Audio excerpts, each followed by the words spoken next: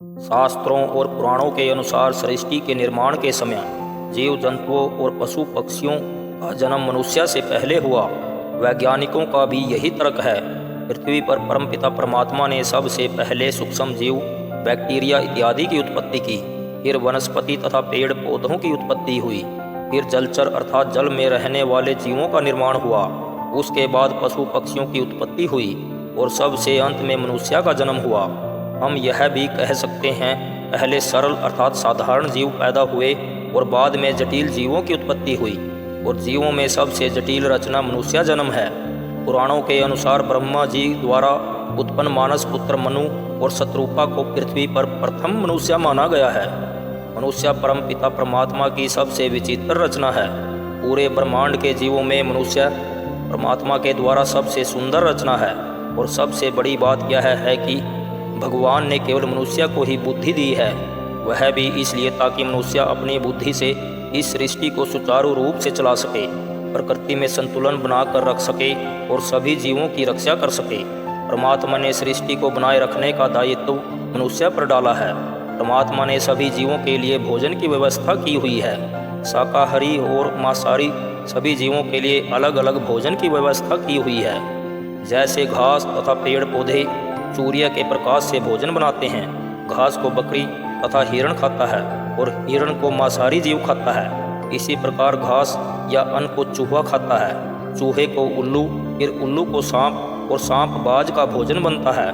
कहने का मतलब है परमात्मा ने आहार श्रृंखलाएं बनाई हुई है और भगवान ने इन जीवों के दांतों का निर्माण भी शाकाहारी और मांसाहारी के हिसाब से किया हुआ है। जैसे शाकाहारी जीवों के दांत फ्लैट अर्थात चपटे होते हैं, जिसमें मनुष्य प्रमुख है, और मांसाहारी जीवों के दांत लंबे, तीखे तथा नुकीले होते हैं, ताकि वे अपने भोजन के लिए अन्य जीवों के मांस का चीर फाड़ करके खा सके।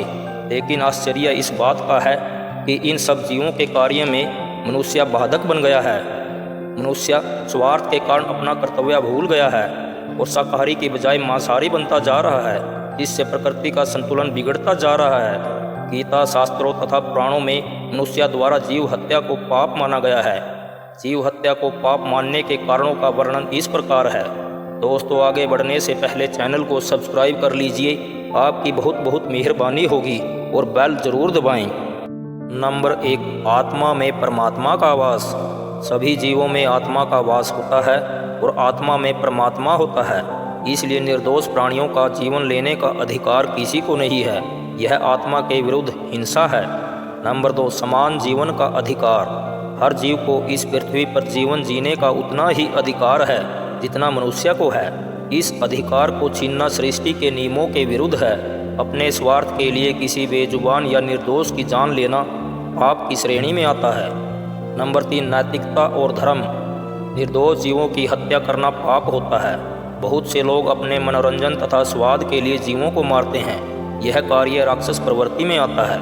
नंबर 4, कर्म का सिद्धांत। धर्म के अनुसार बेजुबान और निर्दोष जीवों की हत्या करने पर जो पाप लगता है, उसका परिणाम कई जन्मों तक भुगतना पड़ता है और वह मनुष्य नरक भोगता है। नंबर 5, संतुलन।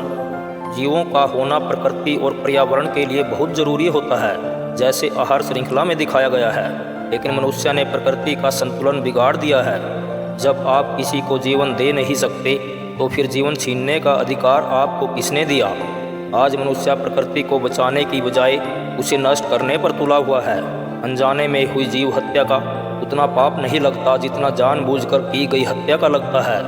अनजाने में की गई जीव हत्या में द्वेष और नफरत नहीं होती, इसलिए प्रायश्चित करने पर मनुष्य पाप मुक्त हो जाता है। लेकिन जानबूझकर अपने स्वार्थ के लिए की गई जीव हत्या का पाप कई जन्मों तक मनुष्य का पीछा नहीं छोड़ता। आत्महत्या को महापाप क्यों कहा जाता है? गरुड़ पुराण के अनुसार आत्महत्या को महापाप मानने के मुख्य कारण इस प्रकार हैं। नंबर 1, ईश्वर का उपहार। मानव जीवन ईश्वर का दिया हुआ अनमोल तोहफा है। इसे पाने के लिए देवता भी तरसते हैं। कहते हैं मानव जन्म 84 लाख योनियों में जन्म लेने के बाद मिलता है और मनुष्य इसे आत्महत्या से व्यर्थ कर देता है। आत्महत्या काल मृत्यु की श्रेणी में आती है, अर्थात समय से पहले मृत्यु। आत्महत्या ईश्वर के विधान के विरुद्ध किया गया कार्य है, जो एक घनघोर पाप है और इससे विधाता के बनाए गए विधान में बाधा उत्पन्न होती है। और विधाता द्वारा बनाए गए 84 लाख योनियों के कर्म में गड़बड़ हो जाती है। नंबर 2, कर्म और मुक्ति। हिंदू धर्म और गीता में जीवन का उद्देश्य कर्म करना और मोक्ष प्राप्त करना है, परंतु आत्महत्या करने वाला व्यक्ति अपने जीवन के सफर को अधूरा छोड़ जाता है और वह रिक्त स्थान कभी नहीं भरता। आत्महत्या करने वाले व्यक्ति की आत्मा को शांति नहीं मिलती, उसकी आत्मा नरक तथा पृथ्वी के बीच अधर्म में भटकती रहती है और न ही उसे दूसरा जन्म मिलता है। और यदि परमपिता परमात्मा की कृपा से दूसरा जन्म मिल भी जाए तो इस जन्म में भी उसे उसी आयु में आत्महत्या करनी पड़ती है जिस आयु में पहले जन्म में की थी। नंबर 3, अन्य धर्मों का दृष्टिकोण। इस्लाम धर्म में भी आत्महत्या को अल्लाह की आज्ञा का उल्लंघन माना जाता है।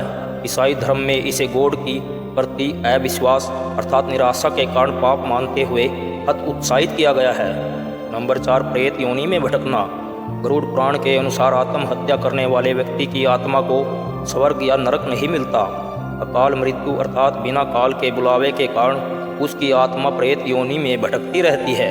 उसे धर्मराज के दरबार में घुसने नहीं दिया जाता है, अर्थात न वह आत्मा घर की रहती है और न घाट की। तो दोस्तों, अंत में आपसे यही अनुरोध है, यदि आप या आपका कोई मित्र, पड़ोसी, रिश्तेदार या परिचित ऐसे मुश्किल दौर से गुजर रहा हो तो मानसिक रोग विशेषज्ञ से जरूर दिखाएं और उसकी हर संभव सहायता करें ताकि आत्महत्या जैसे महापाप से बचाव हो सके। वीडियो सही लगी हो तो लाइक और शेयर जरूर करें ताकि यह ज्ञान हर व्यक्ति तक पहुँचे और कोई भी आत्महत्या जैसा अपराध न करे। जय हिंद।